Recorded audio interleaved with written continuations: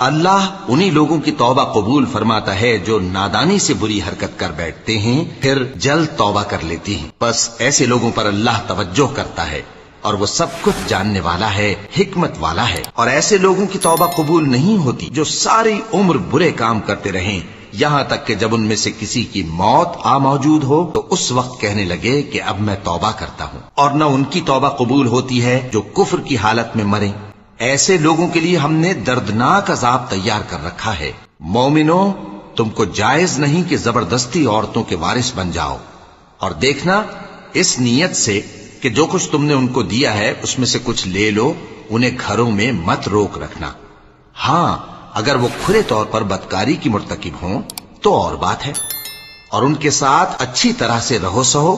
پھر اگر وہ تم کو ناپسند ہوں تو عجب نہیں کہ تم کسی چیز کو ناپسند کرو، اور اللہ اس میں بہت سی بھلائی پیدا کر دے۔